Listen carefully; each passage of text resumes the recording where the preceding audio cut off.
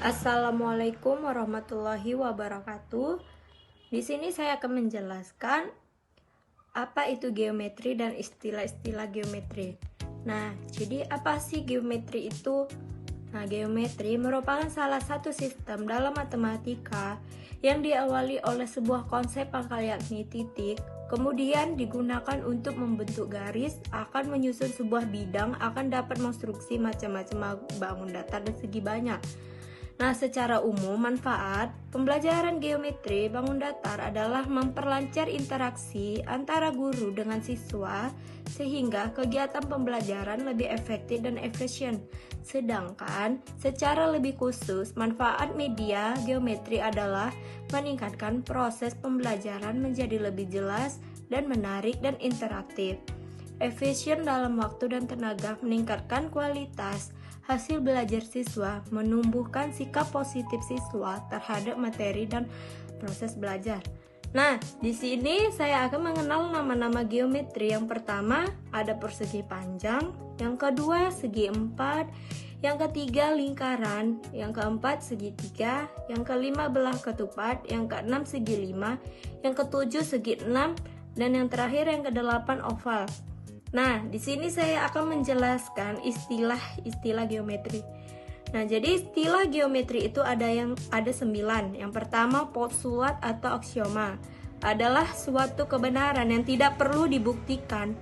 Yang kedua, teorema adalah suatu kebenaran yang perlu dibuktikan. Yang ketiga itu ada dalil, mempunyai kesamaan dengan teorema, hanya beda nama. Yang keempat, definisi adalah suatu proposisi yang berbentuk secara umum jika P maka Q dan jika Q maka P yang kebenarannya tidak perlu dibuktikan. Yang kelima, titik adalah sesuatu yang tidak mempunyai ukuran tetapi dapat menentukan posisi sesuatu.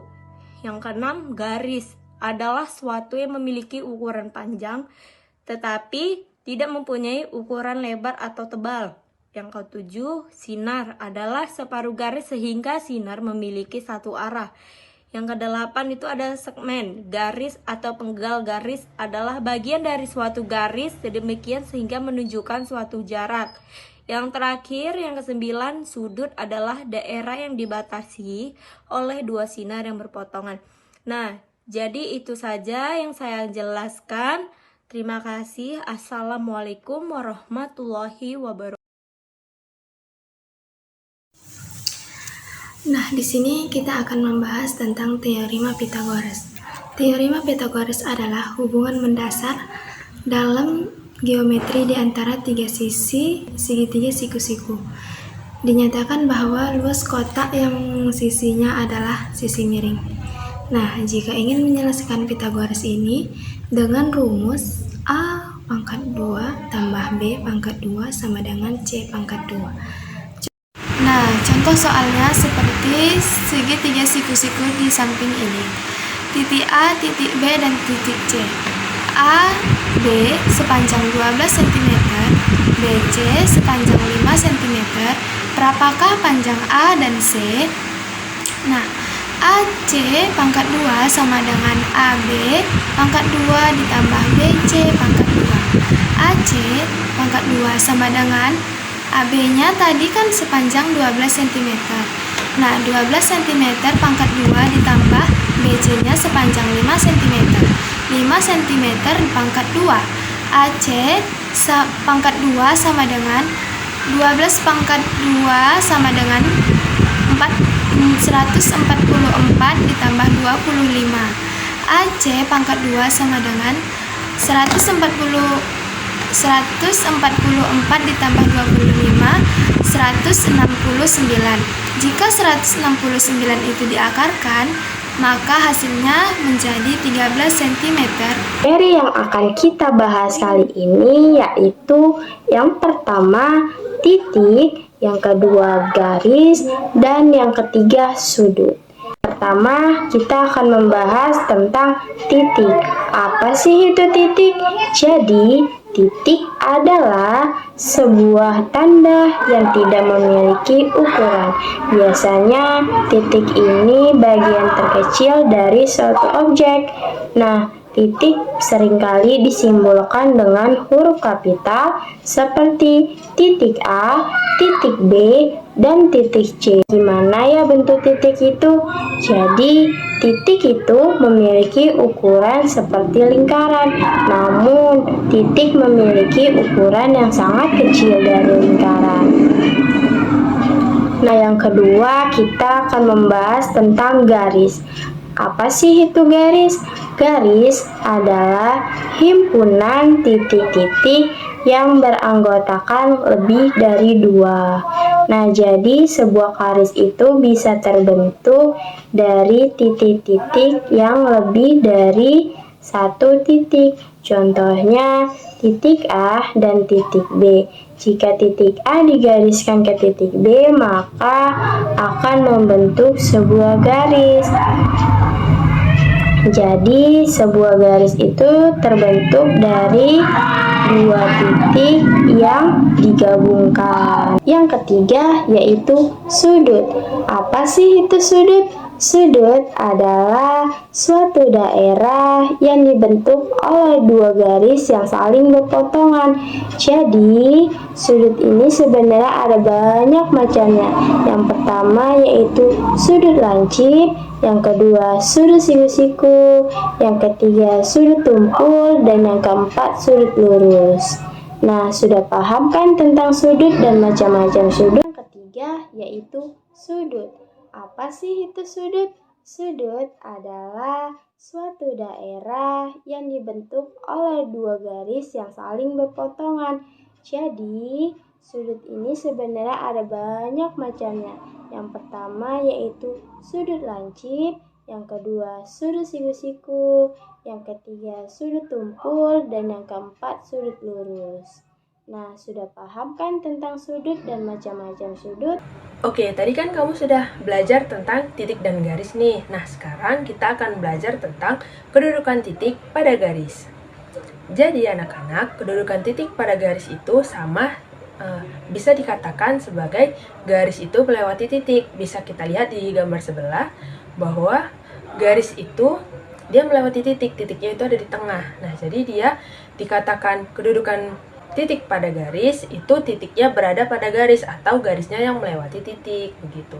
Nah, kedudukan titik pada garis ini terbagi menjadi dua. Yang pertama yang telah kita pelajari tadi yaitu titik yang terletak pada garis, itu yang pertama. Lalu yang kedua, titik tersebut tidak melewati garis. Bisa kita lihat di gambar di sebelah ya.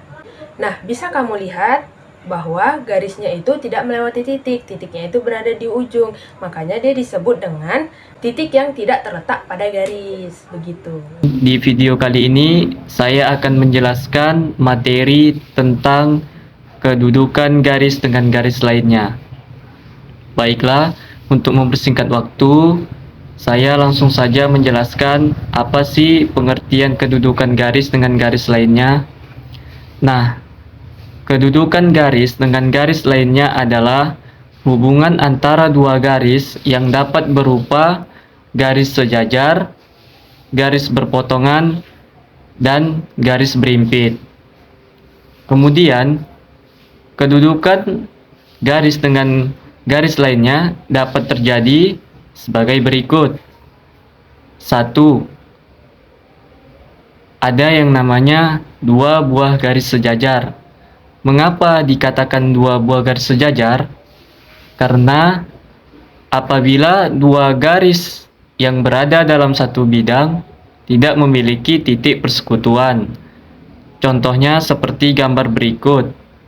Nah, teman-teman bisa lihat di gambar tersebut ada garis M sejajar dengan garis N. Lalu yang kedua, ada dua garis berpotongan. Mengapa dikatakan dua garis berpotongan? Karena apabila dua garis yang berada dalam satu bidang memiliki tepat satu titik persekutuan. Contohnya seperti gambar berikut. Di situ teman-teman bisa lihat garis A dan B berpotongan di titik P. Titik P disebut sebagai titik potong. Dan yang terakhir, ketiga, itu ada dua garis berimpit. Mengapa dikatakan dua garis berimpit? Karena pada dua garis yang berimpit, semua titik pada masing-masing garis itu merupakan titik persekutuan dari kedua garis tersebut. Jadi itulah materi pembahasan tentang kedudukan garis dengan garis lainnya. Nah, selanjutnya kita akan membahas tentang datar segi banyak. Nah, bangun datar segi banyak ini merupakan bangunan yang memiliki banyak sisi yang lurus dan memiliki daerah yang tertutup dan tidak ada sisi yang saling berpotongan. Segi banyak ini terbagi menjadi dua, segi banyak beraturan dan tidak beraturan. Nah, adapun segi banyak ialah segi 5, segi 6, segi 7, trapesium, persegi, dan juga masih banyak lainnya. Nah, sekarang kita akan belajar cara untuk melukis segitiga. Nah, seperti yang kita tahu, segitiga itu sisi-sisinya ada 3. Lalu juga segitiga itu punya 3 sisi, ya kan? Jadi, gimana sih cara melukis segitiga itu? Oke, jadi untuk melukis segitiga, kamu perlu alat yang berupa penggaris biasa, penggaris busur, pensil, penghapus, dan juga kertas untuk melukis segitiga. Nah, untuk melukis segitiga, di sini ada contoh soal di mana A sama dengan 5 cm, lalu AC sebesar 40 derajat, dan BC sebesar 50 derajat. Oke, jadi langkah pertama dalam melukis segitiga, kamu harus melukis garis AB-nya terlebih dahulu. Nah, tadi garis AB-nya berapa? 5 cm. Nah, kita lukis dulu garis AB-nya 5 cm. Kita ukur menggunakan penggaris biasa sepanjang 5 cm. Setelah selesai menggambar, maka tentukan di mana letak A dan B-nya. Langkah kedua, yaitu kita melukis garis AC-nya. Tadi garis AC-nya sebesar 40 derajat. Nah, di sini kita memerlukan penggaris busur. Nah, untuk cara menggunakan penggaris busur, kamu bisa lihat video di samping ya. Nah, untuk menandai besaran garis AC dan BC, kamu cukup menandainya dengan tanda titik, seperti video di samping. Nah, setelah kamu tandai, maka tinggal kamu tarik garis seperti ini ya. Nah, kan dari garis tersebut ada garis yang berlebih tuh, itu tinggal kamu hapus saja dan jadilah sebuah segitiga. Selanjutnya, kita masuk ke materi melukis garis istimewa pada segitiga. Nah, teman-teman, ada 4 garis istimewa yang terdapat pada suatu segitiga, yaitu 1 garis tinggi, 2 garis bagi, 3 garis sumbu, dan 4 garis berat. Kemudian kita masuk ke pengertian garis tinggi. Apa sih garis tinggi itu? Garis tinggi segitiga adalah garis yang melalui salah satu titik sudut segitiga dan tegak lurus dengan sisi di depannya. Kemudian teman-teman bisa melihat langkah-langkah membuat garis tinggi yang terdapat pada gambar tersebut. Selanjutnya kita masuk ke pengertian garis bagi, bagian kedua. Apa sih garis bagi tersebut? Garis bagi segitiga adalah garis yang ditarik dari salah satu sudut pada segitiga, sehingga membagi sudut tersebut menjadi 2 sama besar. Kemudian, teman-teman bisa melihat bagaimana langkah-langkah membuat garis bagi pada segitiga seperti yang terdapat pada gambar tersebut. Lalu, yang ketiga, kita masuk ke garis sumbu. Apa sih garis sumbu tersebut? Garis sumbu adalah garis yang membagi sisi segitiga menjadi dua bagian yang sama panjang dan tegak lurus pada sisi tersebut. Kemudian teman-teman bisa melihat pada gambar tersebut bagaimana langkah-langkah membuat garis sumbu pada segitiga. Lalu yang keempat, bagian garis berat. Nah, apa sih garis berat tersebut? Garis berat adalah garis yang ditarik dari titik sudut suatu segitiga sehingga membagi sisi di depannya menjadi dua bagian sama panjang. Kemudian teman-teman juga bisa melihat bagaimana cara membuat langkah-langkah garis berat pada segitiga. Jadi itulah pengertian dari melukis garis istimewa pada segitiga. Cukup sekian video dari saya. Terima kasih.